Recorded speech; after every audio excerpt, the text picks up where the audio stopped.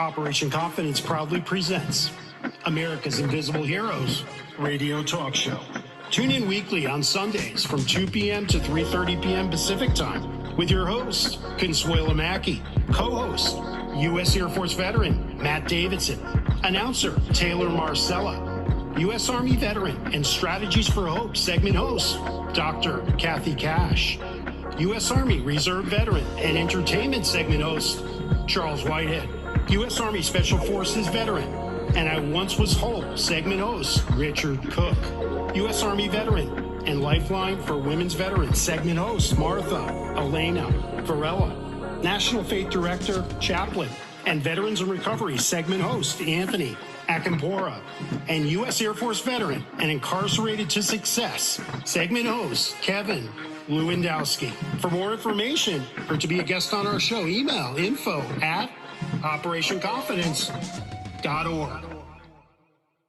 Operation Confidence is a grassroots nonprofit. The organization's mission is to provide stable housing for veterans who have experienced homelessness, as well as providing a wide range of supportive services. To help accomplish our goal, a successful landowner has donated land for the project, a world-renowned architect has offered to design the houses, and construction classes from the local community colleges will take part in building the houses. Your support and donations are needed. To get involved, please visit our website at www.operationconfidence.org or email info@operationconfidence.com. Okay, well, welcome everyone, and thank you for tuning in to America's Invisible Heroes, a show that's dedicated to our veterans and their families. Yes, I'm your host, Consuela Mackey, Executive Director of a grassroots nonprofit organization called Operation Confidence. No, I'm not a veteran, but my heart goes out to our American heroes, especially those who are disabled and may have experienced homelessness. For those who are new to the show, American Invisible Heroes strives to provide a platform for our veterans to be able to share their experiences, heartfelt stories, resources, challenges, and accomplishments. Now, our little board member, Taylor Marcella, had to attend an event at her church this morning, so we're going to turn it over to Charles Whitehead to introduce our co-host for today. Take it away, Charles. Charles is taking over, but give him 1 second here because he is dealing with technical problems right now. Give me one second. Goodness. I know it's just okay. Here we go. All right. Well, today's our host and co-host will be U.S. Army veteran Dr. Wendy Childress. She has a bi-monthly segment called Living Life Completely. We have Ann Montague. She has a bi-monthly segment, host of the Rosie Movement. We have U.S. Army Major General Anthony Smith Sr. He is the monthly segment host called Can't Keep a Good Man Down. And as well, we have U.S. Army veteran Roy Brown. He has a monthly segment host of Vet to Vet Perspective. Operation Confidence Board of Directors would like to honor Black History Month. And so. Okay, you're going to take it away and introduce Ann? Yes, I'm going to introduce Ann Montague. And is the Rosie's movement have launched a new type of social movement in America to get people to pull together by performing work in communities and nationwide. That includes Rosie the Riveters. They are looking for people of all walks of life who can add to the very significant work we have done over the last 10 years. They use Rosie the Riveters as their motto and are typically at least 90 years old. Believe me, we've seen some that were close to 100 on here. So the time is short and their job is very great and well overdue. Their 4-year plan includes you if you are dedicated to seeing Americans work together. Ann's guest today is Son Vega. Son Vega is an Army vet with over a decade of public affairs and digital media experience working at the executive level in the defense industry, domestically and abroad. She has experience with media, interviews, photography, and graphic design, and other communication functions. Go ahead, Ann, take it away. Thank you so much, Charles. I am very pleased, group. This is your wonderful team, and I'm very pleased to introduce Son Vega. Son was introduced to us by somebody at the Pentagon when we had an event at the Embassy of the Netherlands in 2015. It was early May 2015. She was in uniform then, and she did an incredibly good job of photographing that event where 14 Rosie the Riveters were honored by the Embassy of the Netherlands. And at that moment, I realized that she had a very keen interest in these women. And maybe at some point in a minute or two, she can talk about what she's seen. The next time that we saw her, we basically used her to do photographs. And then again, another time, I'm going to describe that here in a minute. And then we'll let, this will be brief. And then I would hope that we can end with soon being able to talk about what she's seen in the 3 major events that we've had. We've had numerous major events, but she's been the photographer on 3. So you want to start showing some photos there, Charles? I am. So I'm going to do this in 2 segments because some of the photos seem like they got compromised in the transfer, but I'm going to do this right now. Give me a Yeah. second. Okay. Well, Ms. Vega can talk while we were bringing up the pictures. Welcome, Ms. Vega. Thank you so much for coming on the show today. And we're so impressed with your phenomenal military background. Can you tell us a little bit more? Oh, so I spent about over a decade on active duty. My last assignment was at the Pentagon, and I served as one of the official photographers to Chairman of the Joint Chiefs. I left active duty in 2014, and I continued to serve by working at many defense agencies. And currently, I am a public affairs specialist at the Defense POW MIA Accounting Agency. So you want to start showing some photos there? That's amazing. Okay, you have to forgive me about the pictures, but I'm working with what I have here. So While she's doing that, while he's doing that, son, why don't you discuss what you've seen in the 3 different events? They've been very, very different events. Why don't you give maybe a quick overview of what the Rosie movement looks like to you now, maybe compared to when it was, or whatever you want to talk about, because I know you're keenly interested. Right. So the Rosie movement, I have seen that there is, people do want to know more about it once you start speaking about the Rosies and giving, their history. Unfortunately, I could tell that the awareness is not there. And that is the same sort of, let's say, issues that we're working with at my current agency. There are a lot of individuals, whether they're on active duty, retirees, veterans, or just your regular citizens, who are not aware of our history. They're not aware of some of the sacrifices that were done, not just by those who are in uniform. So you speak of the Rosies, you talk about the women who had to, step up and take over the roles that were traditionally for men. And that's something that it's almost, you could tell it's forgotten about. At the Embassy of the Netherlands, it was a huge event. We had a lot of Rosies, there were many people, there's a lot of interest, but I've noticed as time has moved on, there's still interest, but the crowds are getting smaller and smaller. So I am not sure if that is because we're not able to reach a broader audience, or if it's just because of the timing of, we had COVID, so everyone is maybe not as willing to, to come out to a lot of these events. And I know the Rosies are slowly, they are, getting older, and travel is taking a toll on them. So the interest is there. The issue is just, how do we build this awareness? How do we reach a broader audience? And how do we keep telling this story? And that's very good. And one of the reasons, of course, that the crowds are smaller is that we are not working so much in DC anymore. We're working nationwide. So in other words, we're working in communities, and you have not been involved in those communities. But You are absolutely right. The public awareness is much, much less than it really should be. Let's go backwards here.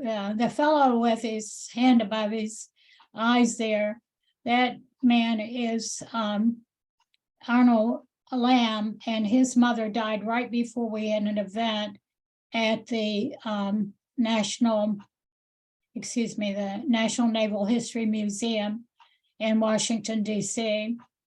And we played that day an audio of his calling me and announcing that his mother had died.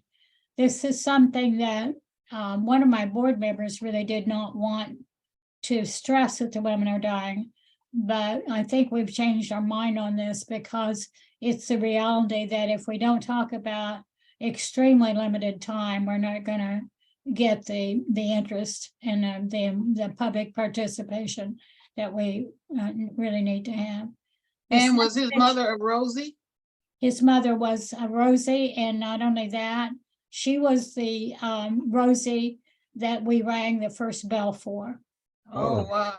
Her name was Bobby Lamb, and she was an extremely interesting and bright person with keen interest in not only telling her own story, but she wanted people to know that she was representing all the Rosies. Anytime she spoke, she always said that.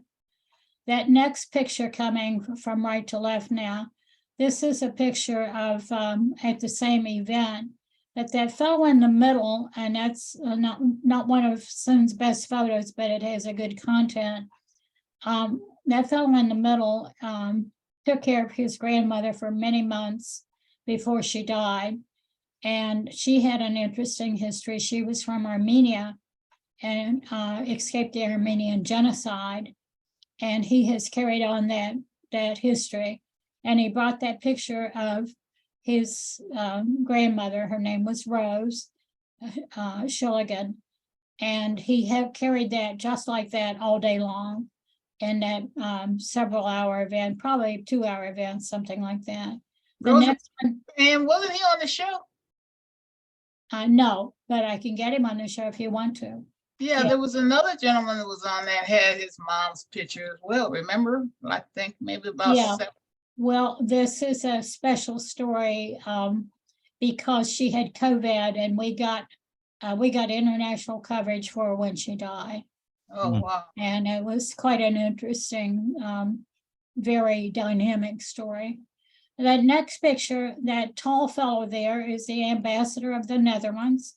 That again is at the National Naval History Museum. Those two ladies were fascinating. The one on the left there was Hilda McDougald, and she literally picked cotton in Louisiana as a young person, got a bus into Washington hearing that there were jobs. They were very selective, but what she did was just make sure that the veterans got their paychecks. So she was one of many, many, many office workers.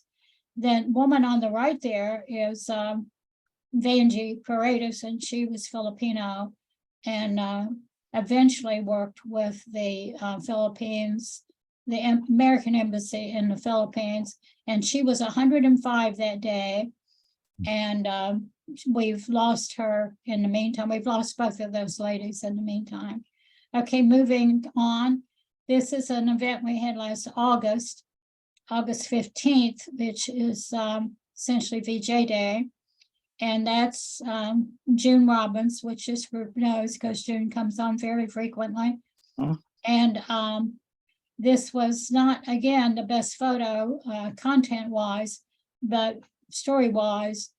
June was the only Rosie who was able to come August 15th compared to other events that we've had. So it makes a statement that the women are fading.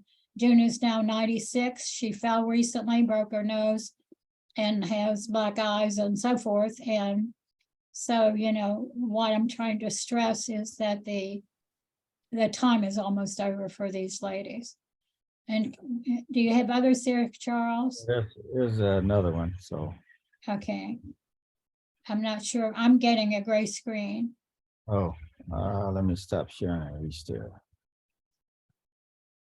Let's see.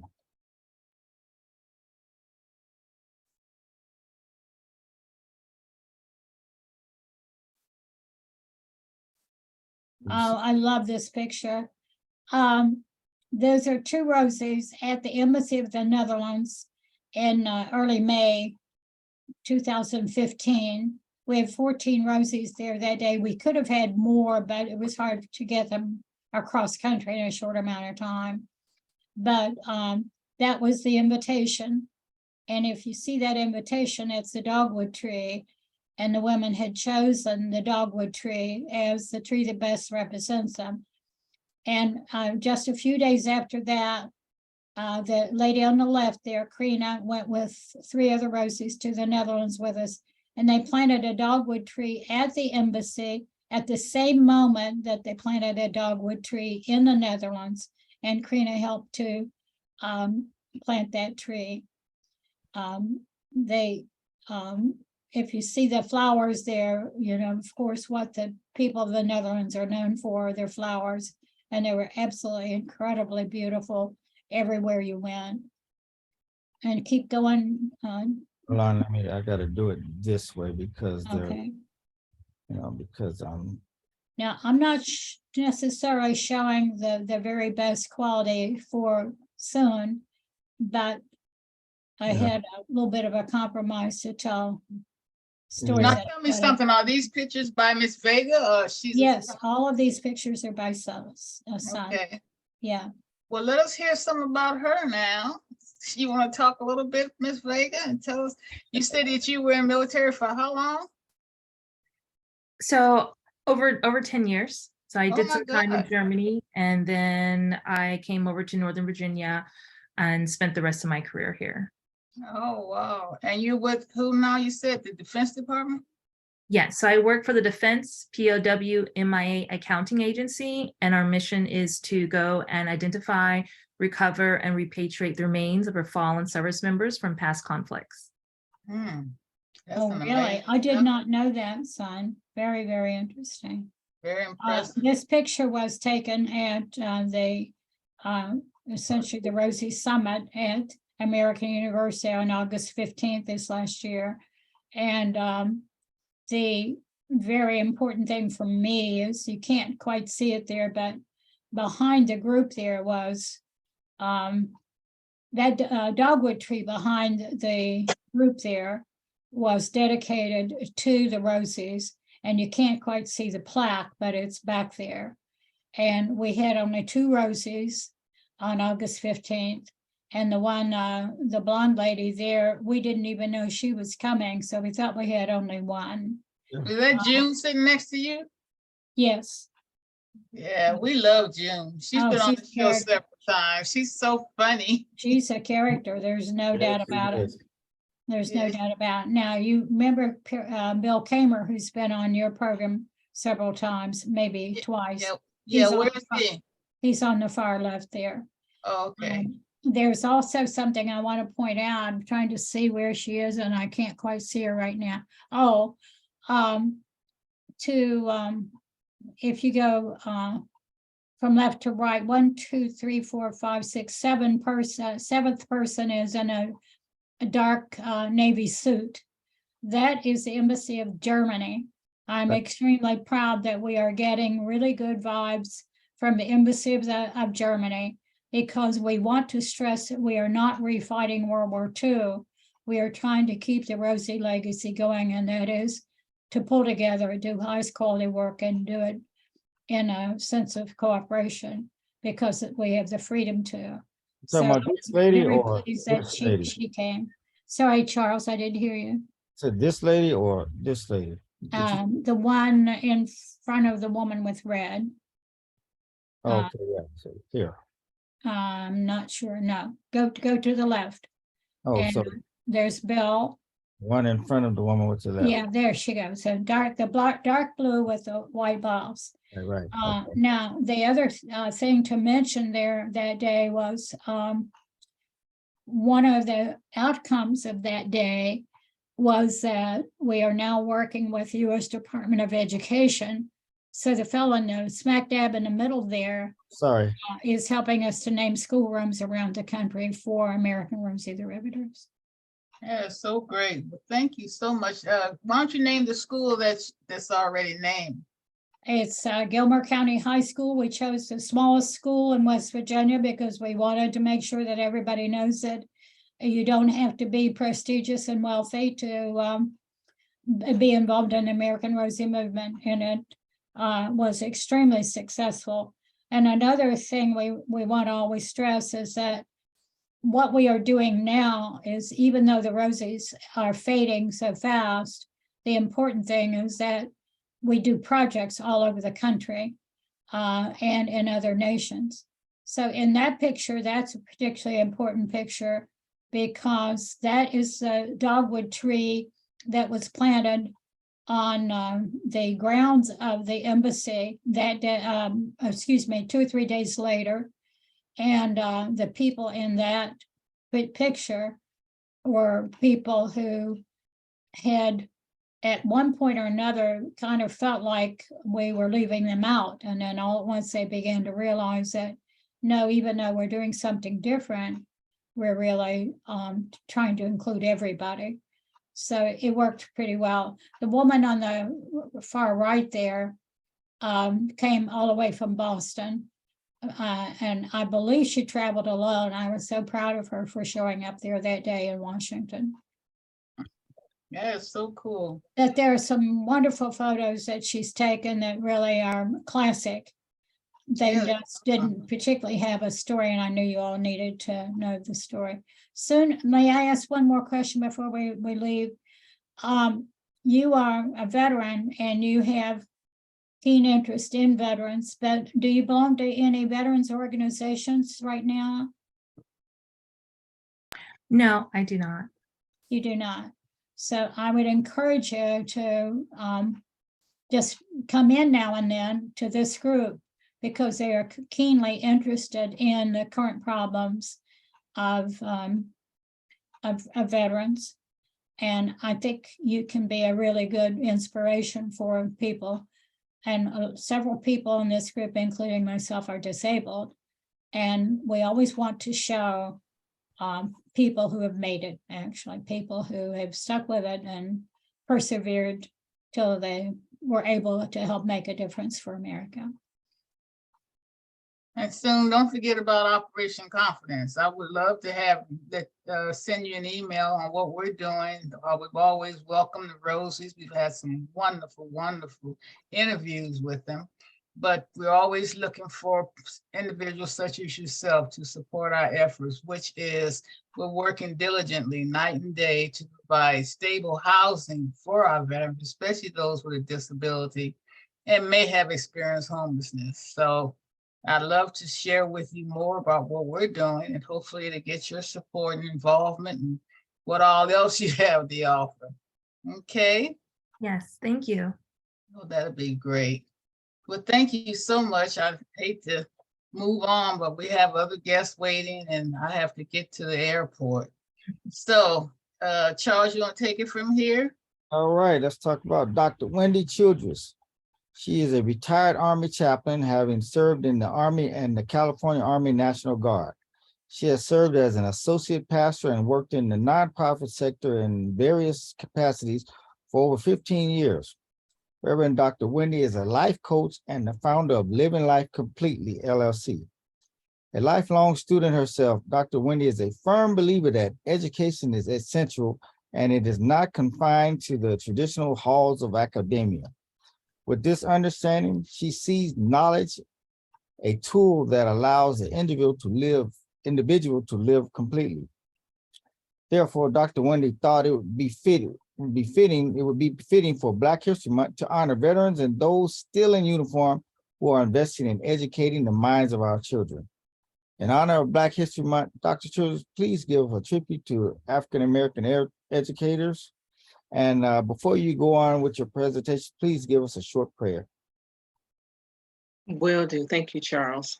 Dear Heavenly Father, we thank you for this opportunity, Lord, to come together and with like minds and like hearts to lift up the veterans those that have served and given their lives, and the families that have served with them and given of themselves and of their loved ones.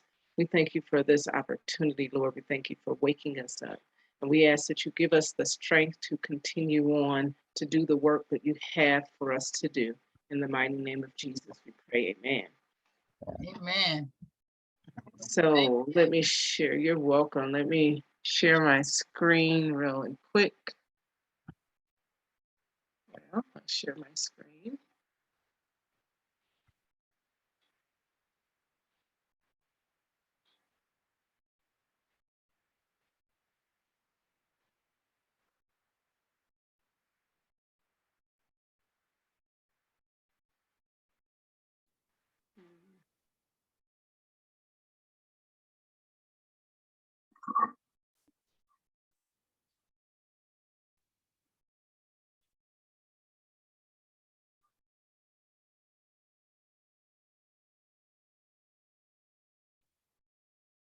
Is there any narration?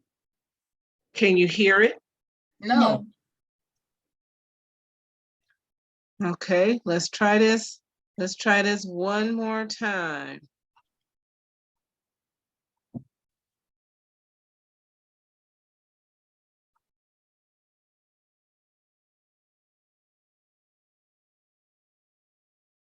Mhm.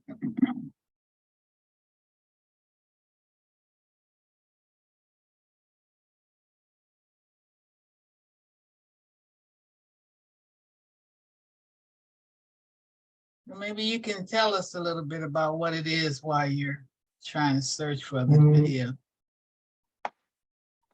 Well, I'm not searching for a video. I'm just trying to share my sound with you all. And if not, I will just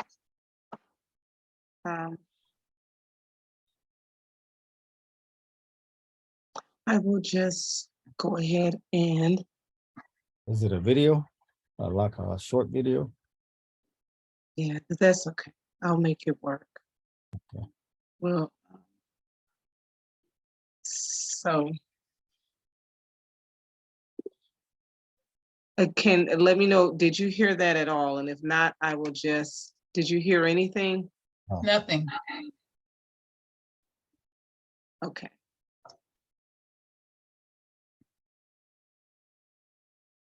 Okay, well, let me just do it this way.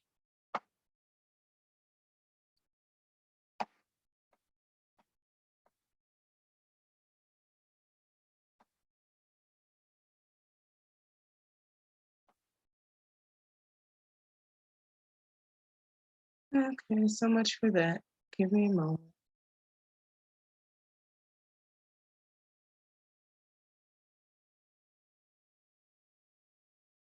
Can you just narrate it? I hate Yeah, to I'm sound. going to.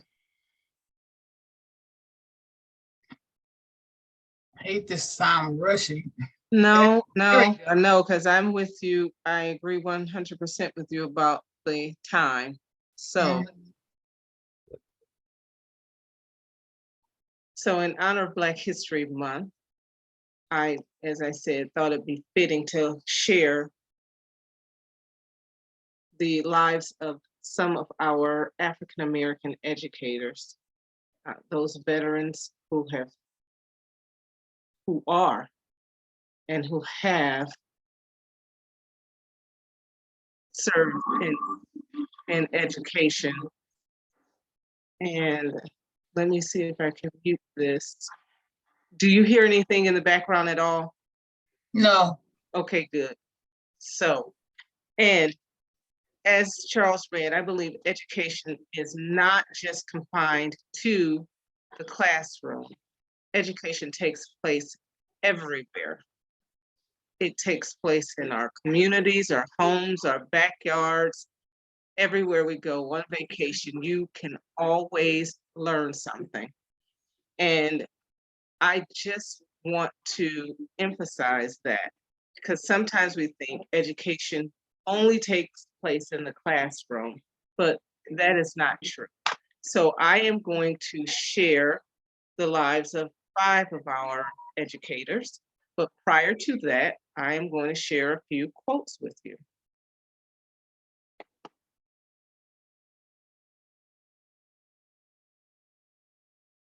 There is an Ethiopian proverb that says, "He who learns teaches."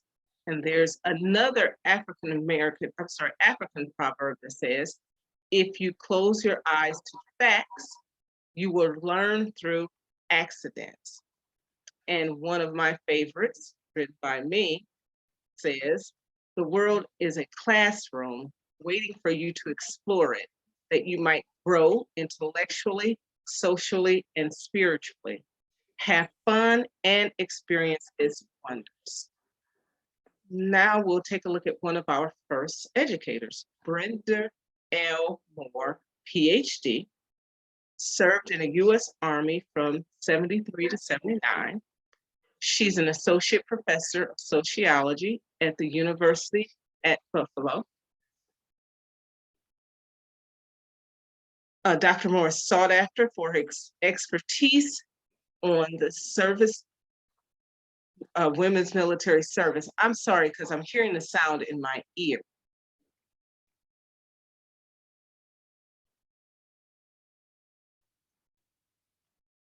And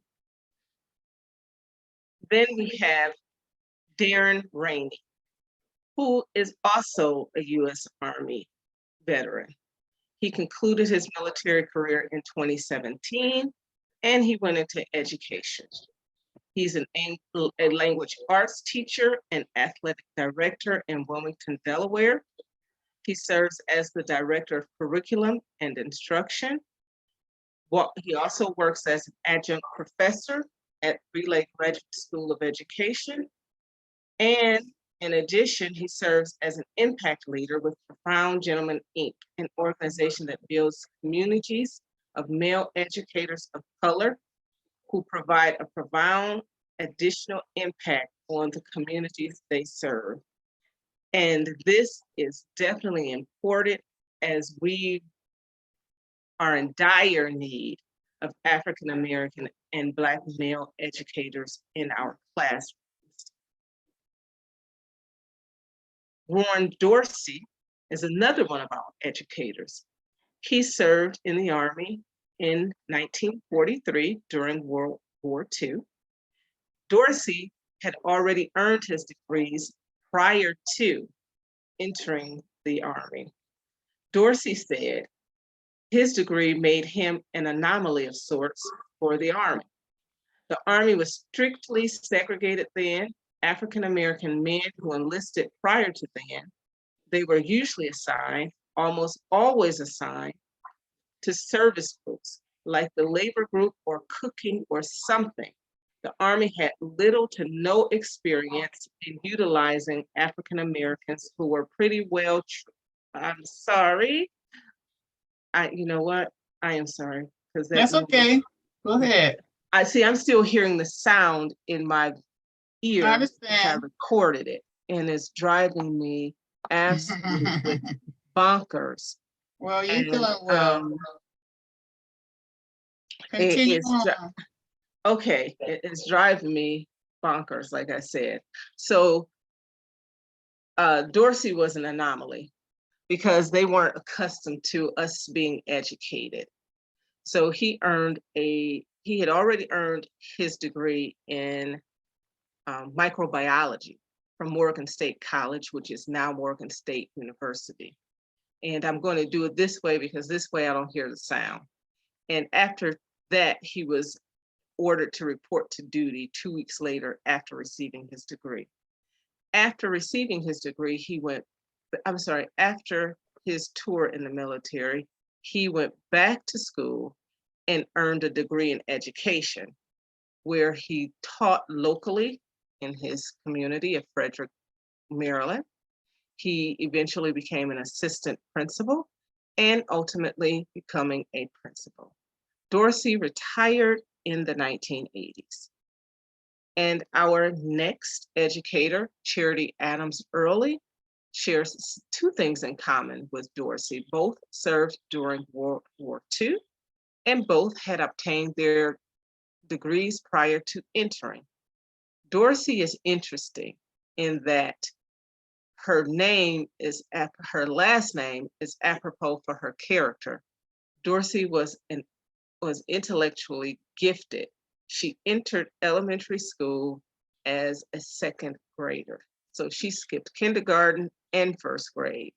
And during her last year in elementary, she was tested for early advancement to high school. And of course, she passed. However, her parents did not allow her to promote as she had already entered school early. Dorsey graduated valedictorian from Booker T. Washington High School and received a scholarship to Wilberforce University in Ohio. She majored in mathematics, Latin, and physics, and minored in history. So we see that she was really intelligent and an academician. And from 38 to 42, she taught math and science in a junior high school in Columbia, South Carolina. And it was in the spring of 1942 when the US was expanding its military forces and they created WAC, the Women's Auxiliary Army Corps, later known as Women's Army Corps, that she entered the military. And in September 43, she was promoted to major, making her the highest ranking female officer at the training center in Fort Des Moines. And in 45, she was promoted to lieutenant colonel, which was the highest possible promotion any woman in the auxiliary could hold. And our next educator, Joe Lewis Clark, whom I'm sure most of us have heard of, and if you have not, you can check him out. Prior to becoming a principal, he served in the US Army. He served as a drill sergeant. He received his bachelor's degree from William Patterson College, a master's from Seton Hall University, and an honorary doctorate from the US Sports Academy. And many of us know Joe Clark from the movie Lean on Me, that 1890 film where they showcased his unorthodox principal methods and at East High School. You mean 1990? 1989, did I say 18? But 1890, but that's okay. Well, thank you, Charles, for, yes, 1989 film, thank I you. remember that movie well, and my favorite scene, I'm gonna interrupt you just for a second. Go ahead. The one when he's got the kid up on top of the roof and he's ready to jump. And he says, oh, you do this, you do that. You smoke crack, don't you? You might as well, you're killing yourself anyway. Jump, do it, do it, won't do it. You know, I remember that scene very well. But anyway, sorry, go ahead. No, you're fine. And that's good. It was a good movie. And once I looked at him, when I was looking for these educators, and he popped up as prior service, I said that fits him. It would fit his style, his leadership style is befitting of a drill sergeant. So that made sense once I learned that. I said, okay, yeah. You know, he perfect, you know. Yes. So Well, I'm sorry. that was great, though, information about some of those phenomenal educators and involved in the military. Well, I skipped over where everybody Army. He was Army Reserve. And I just want to say this one last thing. And these were just a few of our educators, but there are many, many, many more. And I encourage everyone, all of us here and all of us watching, to continue to learn so that you continue to grow. And very important, be aware of what's taking place in our schools, whether you have children, school age, or no children. You pay taxes, you live in the community, you still have a say-so in what takes place in the academic setting in your communities. So it is important for us to support our teachers, to support our youth, and be invested in the education process, because this process that we now see is interesting, but it is going to develop and turn out our young people who become our doctors and our lawyers and our mechanics and our electricians and plumbers. And so whether you understand it or think you are, it affects you or not, it does, because we have to stay involved and invested in our youth, and we need to be aware of what's going on. And I'll Yeah. just end with that. Absolutely All right. right. Good segment. Thank you Thank so you. much. That was wonderful. I know You're you have to welcome. go, but we're going to see you back in a couple of weeks. Yes, you will. Thank you All so right. much. Thank you All much. right, bye. All right, we're going to talk about Roy Brown now. He's the founder of Dept of Greater Los Angeles and has served as a national trainer peer specialist certification for veterans and continues to support veterans throughout the country. He has become more productive in their community. I don't know what that means, but it was a typo here. Dept has been of service to over 1 million veterans and assists veterans in their transition back to civilian life with support groups such as Mental Illness Anonymous and Wellness Recovery. Dept also aids in their resume writing and life skills. Dept has over 30 locations across the U.S. Go ahead, Roy. Take it away. You muted, Roy. Can't hear you. Okay, how about now? There you go. All right. And thank you for the introduction, Charles. And I really appreciate it. And thank you all for having me again. All right. Well, you on the team now. You have to come back. And thank you for inviting me. Well, today I wanted to talk about something else, but then I decided I should really give the vet to vet perspective, um, since that's the name of my portion of this. And in doing that, I want to introduce you to Vet and what it's about. And it's a peer support program that actually utilizes veterans in a peer support capacity to help other veterans. It's a recovery-based model that involves veterans as both consumers and providers of mental health services. Um, it's research, and as far as I know, to date, it's the only peer support program that has been researched and that is evidence-based in that way. Um, it's a model of consumer provider partnership.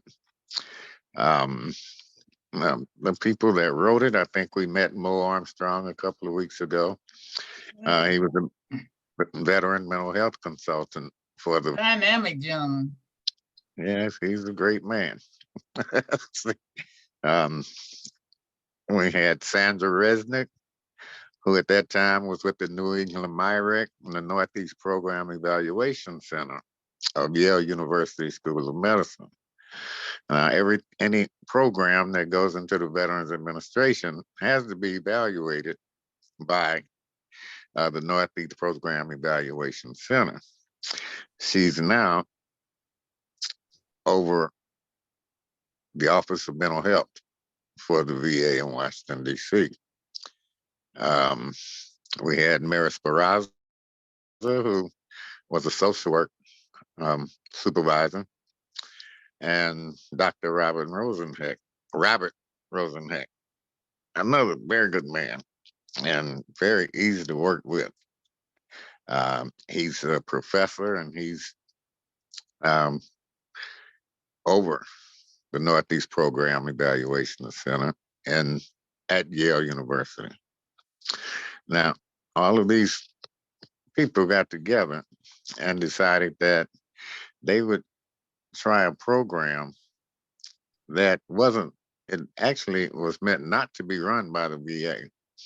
It was meant to be an adjunct to the VA's mental health services, to contract out up under some organization so that it could work independently while working alongside the VA. And through the research and the Vet to Vet program, Vet to Vet was shown to have 7 out of 9 of the outlines that were done. Vet to Vet was as good or better than any program that the VA had at that time. Um, and the purpose basically was to provide a way for recovering veterans to be able to talk to each other, that those that had the same or similar experiences, and to educate veterans through direct interaction. A lot of Kansas University books on recovery. Um, we had the Yale University books. We had um, rehabilitation books out of okay, that one I lost, but I'll let you know as soon as it comes back. And we also had all of our veterans had to go, most of them went through SWU. What is And that SWU? was the most important. SWU is Sidewalk University. Oh, These are homeless veterans. These are veterans that live on the street. This is right, the most important part of peer support and the help that you're giving right. veterans. They have to be the mainstay. They have to be, you have to listen to them in order to help them. Mhm. And I used to think that I had a very big problem because the programs that the VA had, I got thrown out of a couple of them. And one of them I got put out because I wouldn't show my emotions. I wouldn't cry. They wanted the veteran to cry before he could move up, step up in their program. And, I didn't see a reason to cry because crying wasn't going to help me get any better. And I somehow, I think I was led spiritually to meet Mo Armstrong and to become a part of that event. Um, once I learned the program, myself and Mo went to, I think, close to 64 the VAs are outside entities. Mo would go in and introduce them. I would go in and train them for a week. And we went through around the country to the VAs doing this and wanted to do as the program was researched to do. But in order to do that, we had to get the okay from the VA that they would contract with us. So they did for a year, but nobody wanted to, at the time, nobody thought peer support should be paid. It was a fight between myself and a lot of the VA, SAMHSA, and a lot of other organizations who didn't think that veterans were educated enough to to train or teach other veterans. What? And well, that's the vet to vet Roy Brown perspective. Oh, okay. I, my thought is because we started getting thrown out of a lot of the VAs and our program um, was kind of pushed to the side, and I was getting calls from all over the East Coast of vet to vet being thrown off the VA grounds. And so, and my fight, I call it a fight, but in our debates between each other, it became pretty obvious to me that vet to vet may have been getting a little bigger than the VA actually wanted them to get. So, because of the communities, we started going to different churches across the United States that wanted us to come in and actually train some of the members of the church to do peer support. And I used to always say, well, eventually the VA is going to get upset because I'm sure they don't want to publicize that they have a organization that's, I would say, run by a bunch of mental health and substance abuse veterans that's been researched and seem to be doing a lot better than any program that's there. Wow, that was And deep. well, this is my perception of what happened because after I was told to get off the ground, that they needed my office, And so I had to move, and I moved, and actually my office was empty for about 3 years. So Mm, that's how bad they needed it. right. So, That's y- terrible.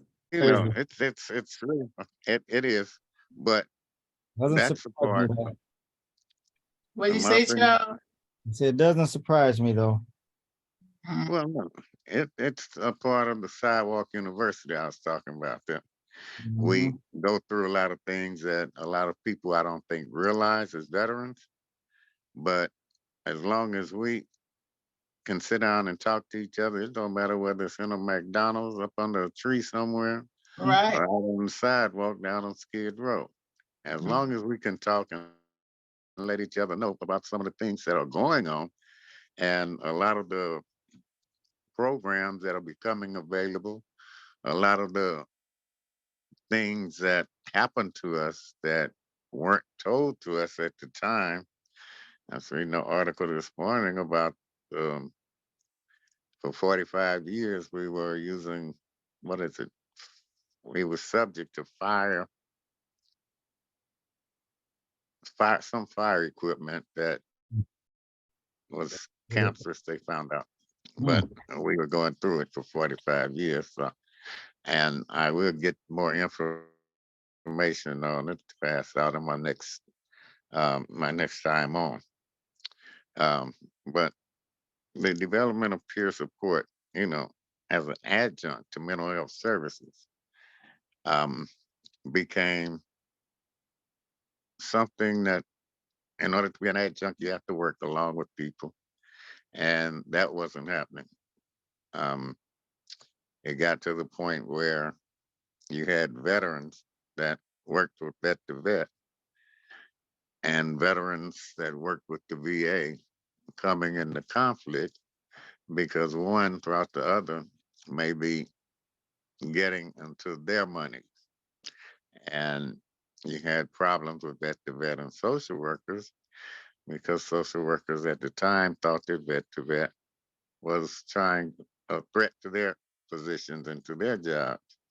But vet to vet doesn't give advice. Vet to vet listens to veterans' issues and tell the veteran if they have had a similar experience.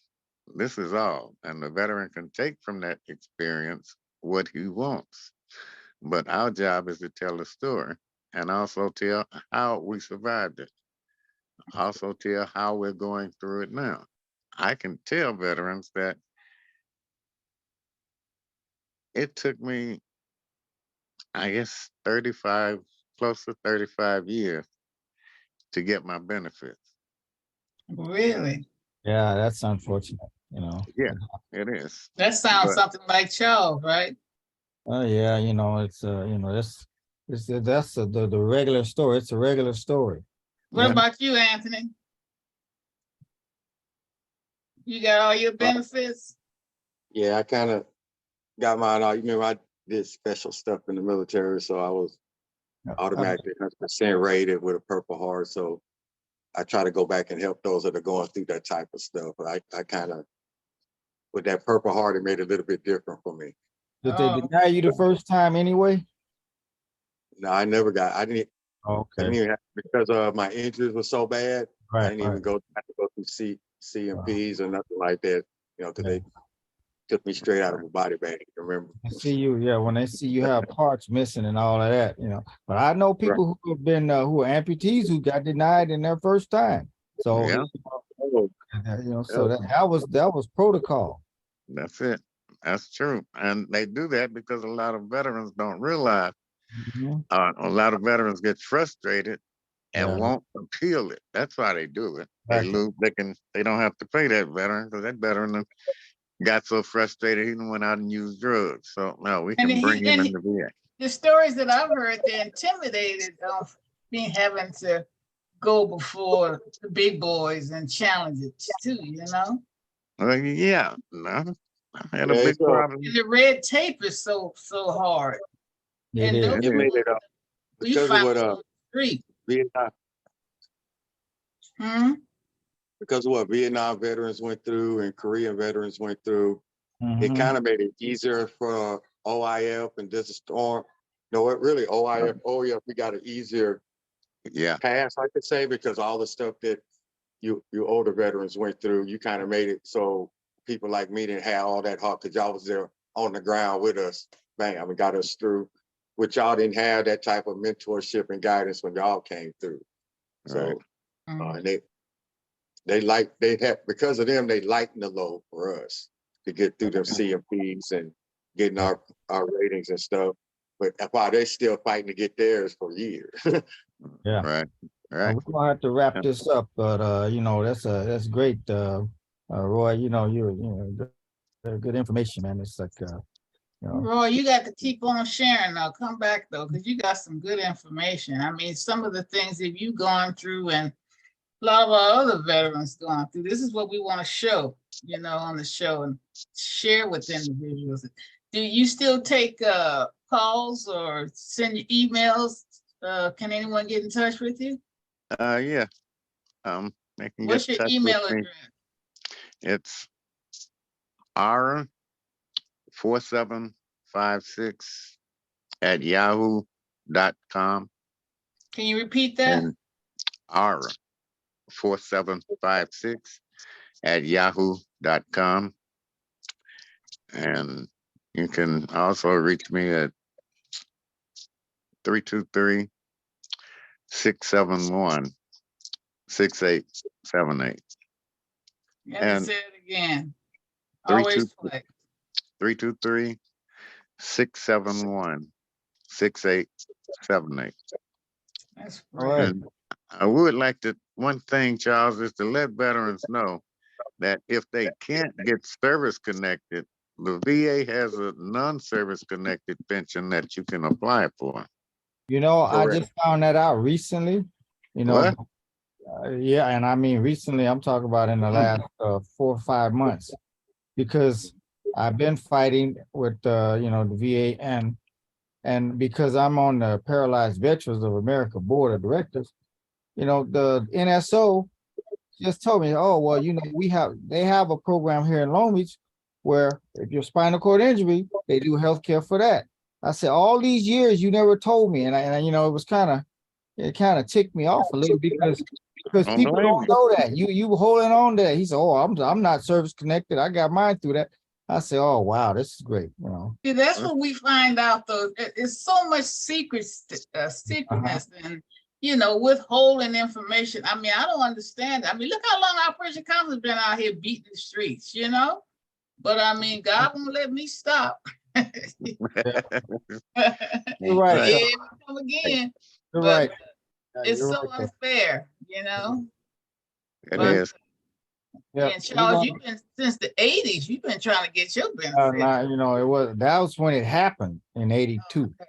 You know, Yeah. but I just started in the last 6, 7, 8, you know, years or so. It's just crazy. But you know, good point, Roy. We're gonna go on to Anthony now, and you know, so Yeah, we Right.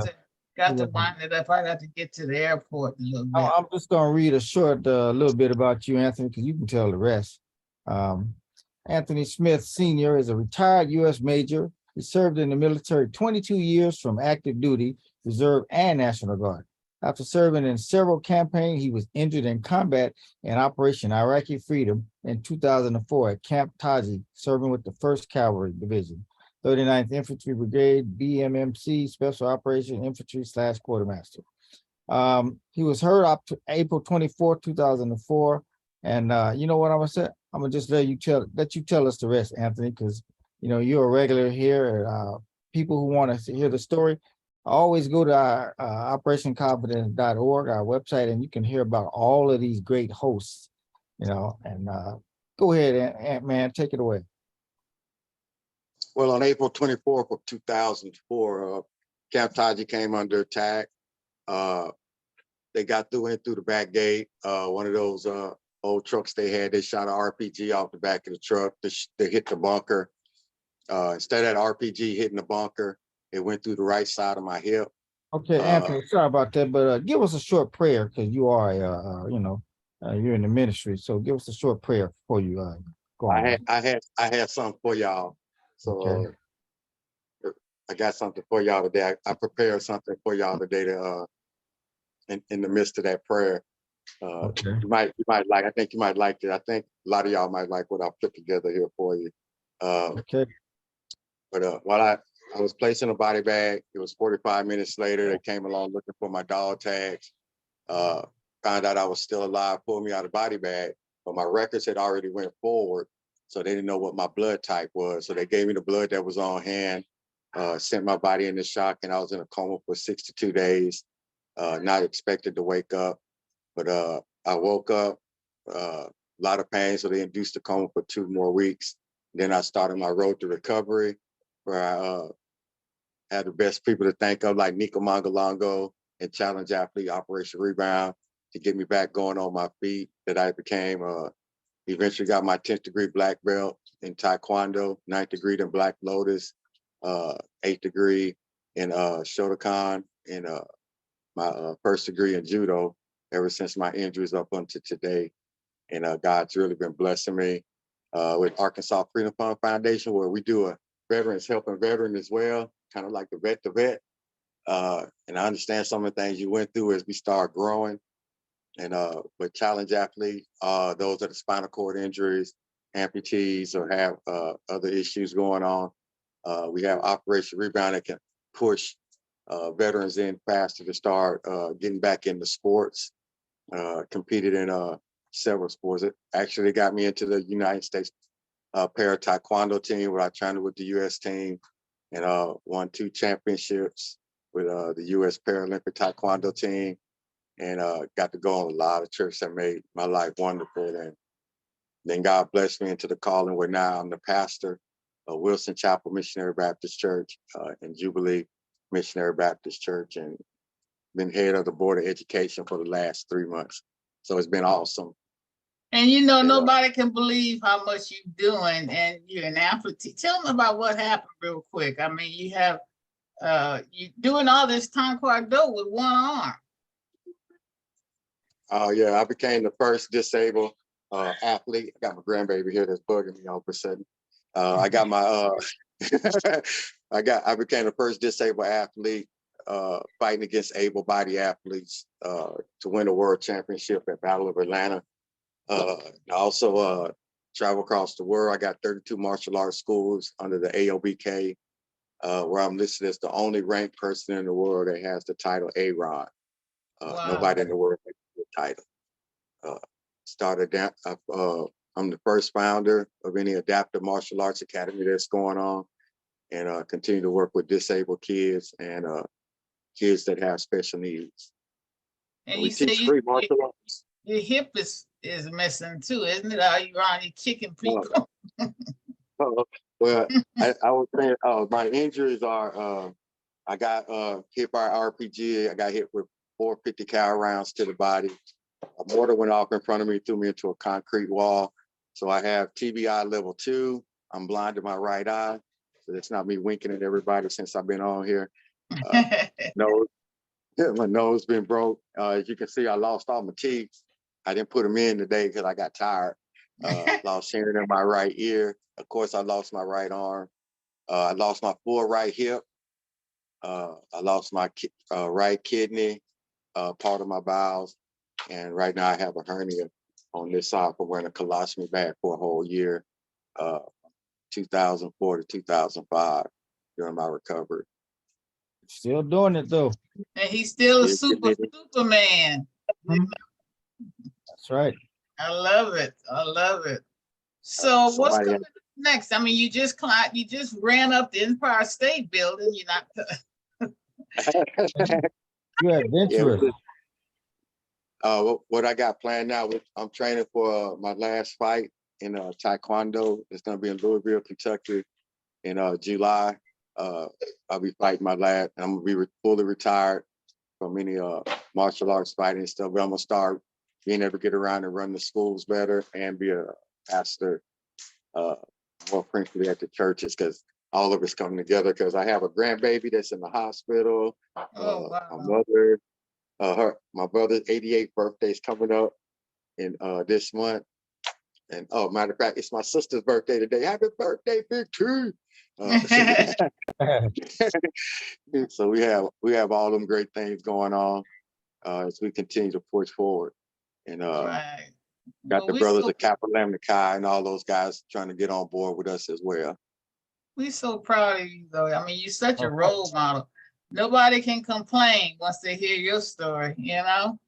And you still Well, making things happen. So what I did for y'all today, so I wouldn't take up all the time. I know I listened to everybody today. I heard some good stuff, some gloomy stuff. So I want y'all to picture in your mind going back to the days of Martin Luther King. And I want to do something for you, the last part of what Martin Luther King said. So if you just picture with me just for a minute, what Martin Luther King said, I have a dream today. I have a dream that one day every valley shall be engulfed and every hill shall be exalted.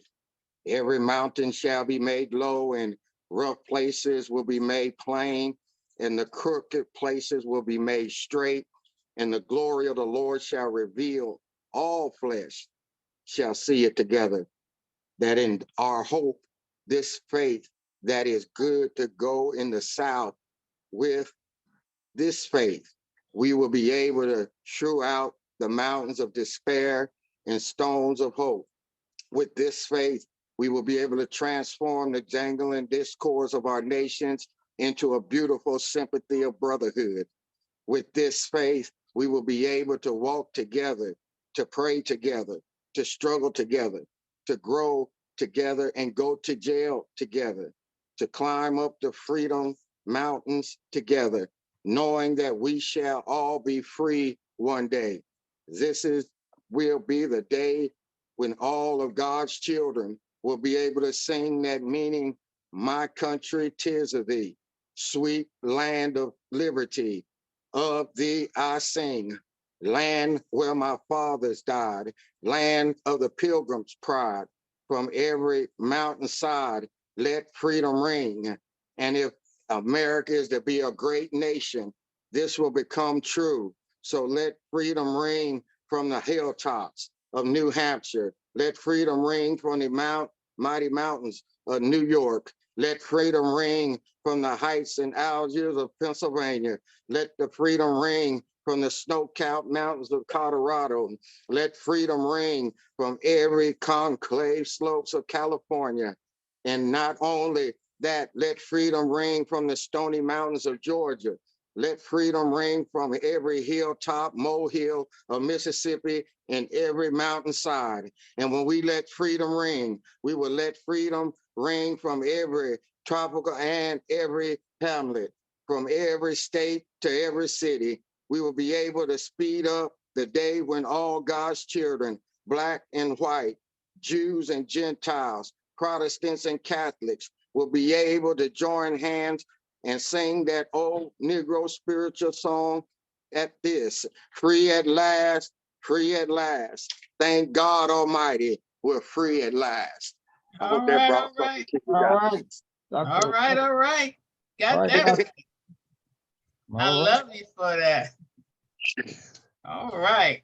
Well, make sure you keep us posted on what you're doing, and don't forget you're on the team now. We got this big project, and I need your support and your people's information ASAP. And same with you, Roy. Okay, we got to move on this project. Okay, Anthony, yeah, and Anthony, also, how do people get in touch with you? that's exactly They right. can get in touch with me. My main email now is ANRTHONY. It's Anthony with an R in it, Smith@gmail.com. And now I have another email called ironfist424@yahoo.com where they can get a hold to me as well. Repeat that. ironfist424@yahoo.com. And the other one? The other one is ANRTHONY. That's Anthony with that R in it, Smith@gmail.com. Their phone number? Yes, you can reach me at 870-740-5055. You got to repeat it twice because people are listening to all over. They may Yeah. not have a pen Uh, right there. All righty.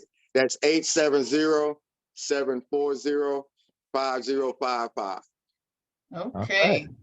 Well, tell them grandbabies and your wife I said, hey. See, I wish my wife was here because these grandbabies something else, y'all. Yeah, you gotta do Oh, your part, man. That's it, you know. He No has some excuses. funny stories about those grandbabies. Mhm.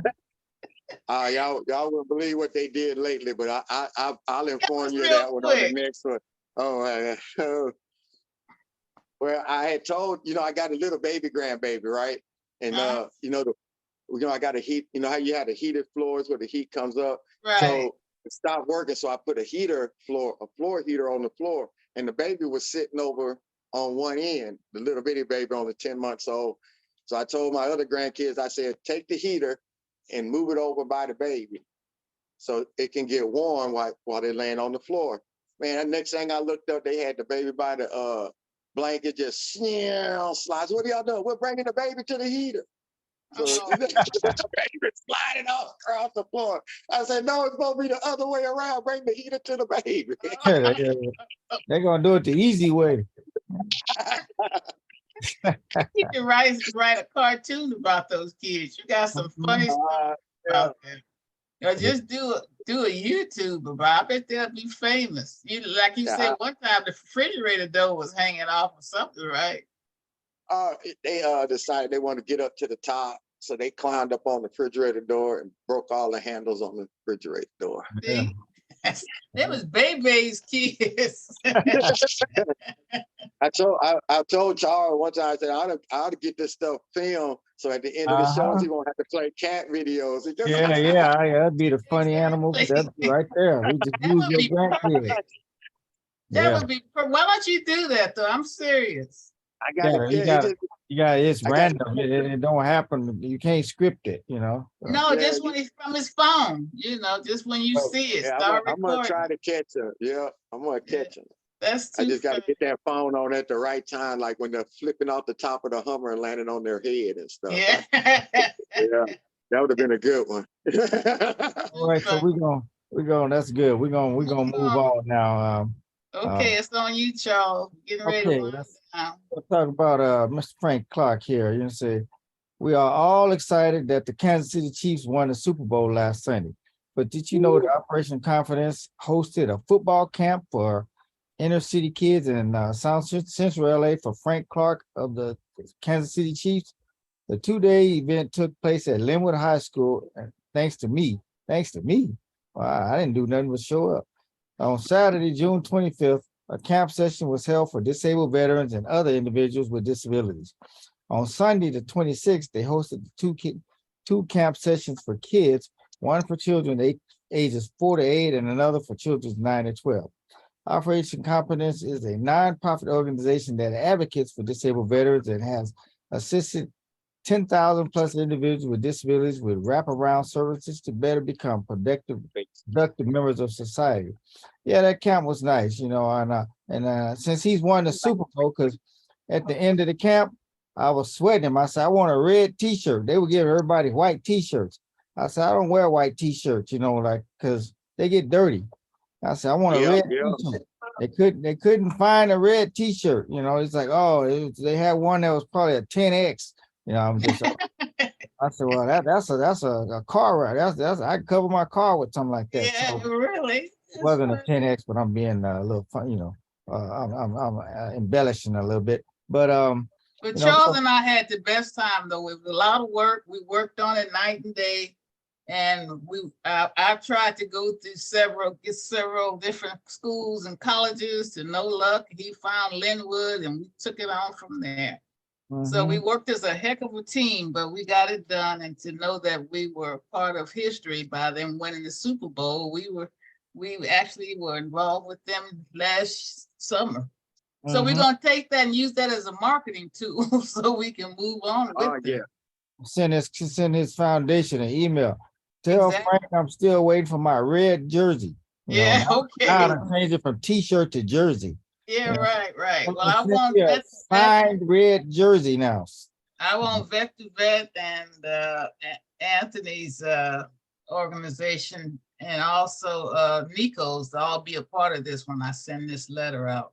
Mhm. But I want to thank you so much. If you got some ending remarks, you got anything funny to end with, Charles? If not, Yeah, we can- I'm gonna go back to one of the originals. This is so good. I said, you know what? I'm just gonna reshare this one because this is, this is a classic here. The one with the um the um the raccoon stealing the cat food. I mean, it's Oh, great. yeah. I like that one. For all the listeners, you can the raccoons over here, So here we go. Oh, oh man, this is really good. Hey, hey guys, how come y'all didn't tell me? How come y'all didn't tell me y'all having the cookout? I was in the neighborhood. How's everybody doing, man? Y'all good? Y'all good? Hey, how's her Sally doing? She was, oh, okay, all right. Let me just dip my paw in here. You know what I'm saying? See what y'all got going. Oh man, see now you didn't hit the food pay dirt, as they say. When you dip your hand in the water, get that moisture on it. Oh, this is so good, man. Y'all gonna be doing this? Oh, come on.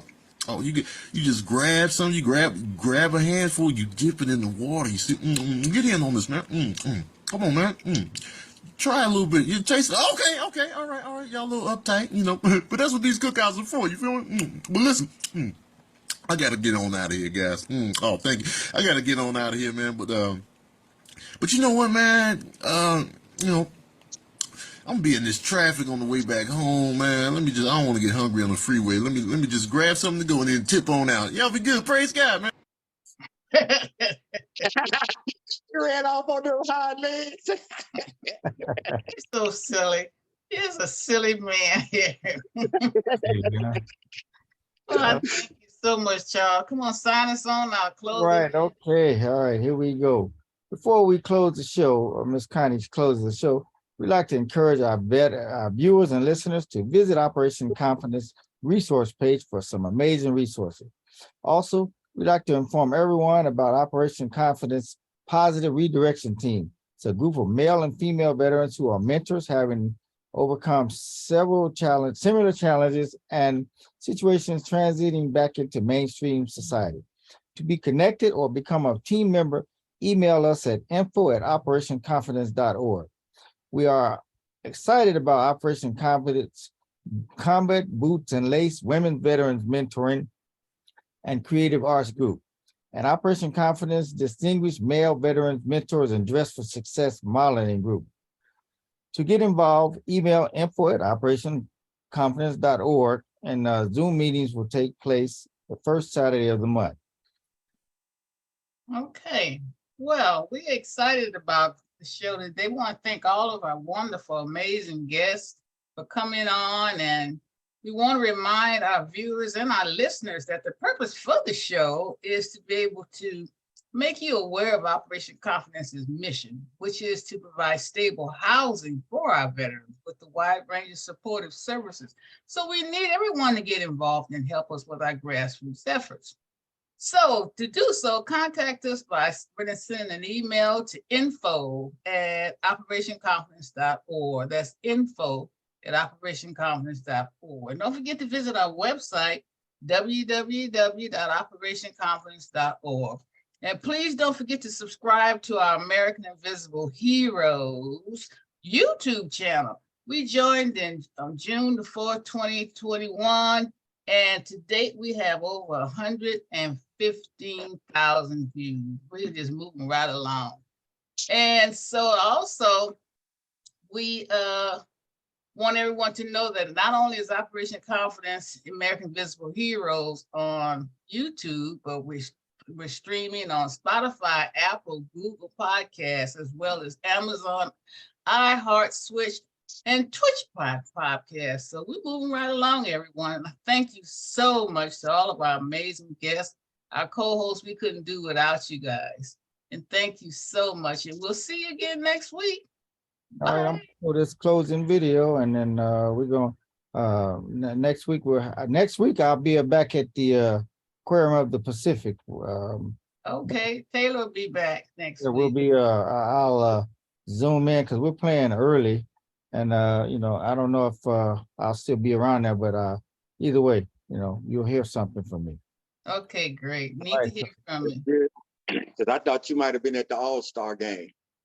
Oh, no, that's in, where they at in Utah this weekend somewhere. Okay. Yeah, but yeah, I'm gonna sign out because Connie gotta go to the airport, you know, and if she's late, then she gonna have to pay extra fees. So, all right.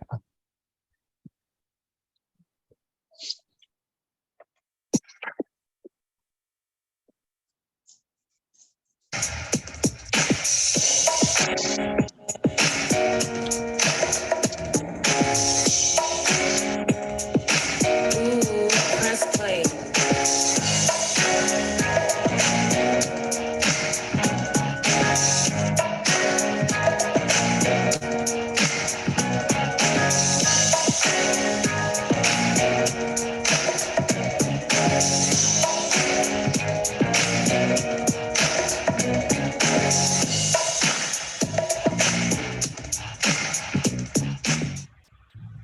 No video, but thank you everyone and see you again soon. Bye-bye. Good night.